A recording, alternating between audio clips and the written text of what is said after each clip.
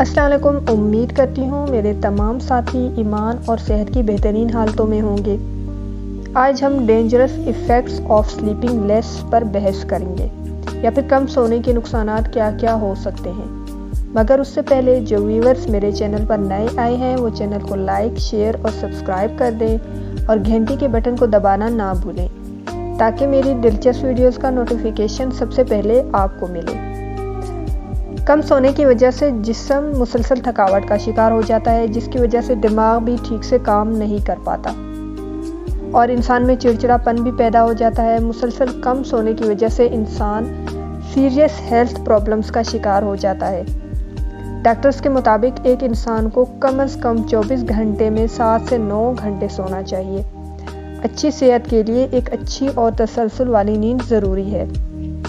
ایک ریسرچ سے ثابت ہوا ہے کہ کم سونے کی وجہ سے high blood pressure, heart diseases, heart attack, diabetes, جس میں ability to regulate blood sugar decrease ہو جاتی ہے اور انسان شوگر جیسی مہلک بیماری کا شکار ہو جاتا ہے۔ کم سونے کی وجہ سے انسان کی امیونٹی لیول بھی ڈیکریز ہو جاتی ہے۔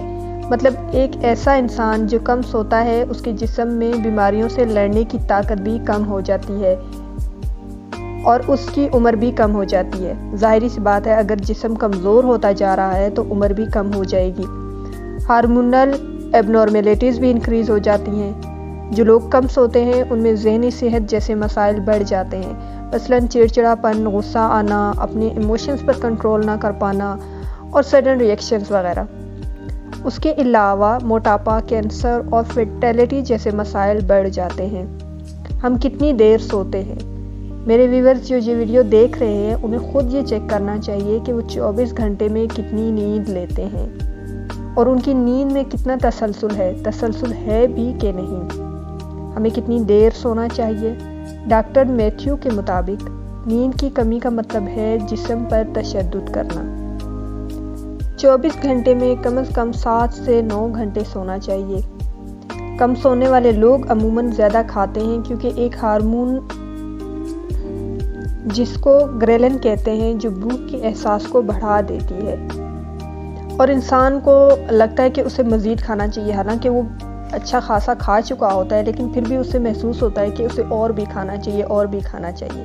وہ گریلن کی مقدار جب انسان کے جسم میں زیادہ ریلیز ہو رہی ہوتی ہے تو اسے بھوک کا احساس بھی زیادہ ہوتا ہے۔ اچھی نیند کے لیے کیا کیا ضروری ہے؟ وقت کی پابندی کرنا اور کوشش کریں کہ سورج چھپنے کے 4 گھنٹے بعد سو جائیں۔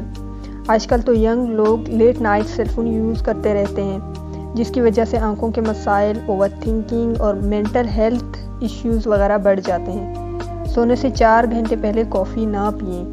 جہاں آپ سو رہے ہیں اس کمرے میں روم ٹمپریچر کو نارمل رکھیں۔ نیند نہ آئے تو کوئی بھی اچھی سی کتاب پڑھ لیں۔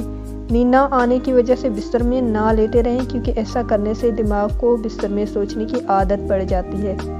سونے سے 5 سے 6 گھنٹے پہلے اپنے سیل فون کو آف کر کے کہیں بھی رکھ دیں تاکہ یہ آپ کو ڈسٹرب نہ کر سکے۔ گھر میں ایک جگہ فکس کروا دیں یا پھر گھر کے کسی بڑے کے پاس سب ینگ لوگ اور بچے جو موبائل استعمال کرتے ہیں وہاں جمع کروا دیں تاکہ اس سے آپ کی فیملی ممبرز کی نیند ڈسٹرب نہ ہو۔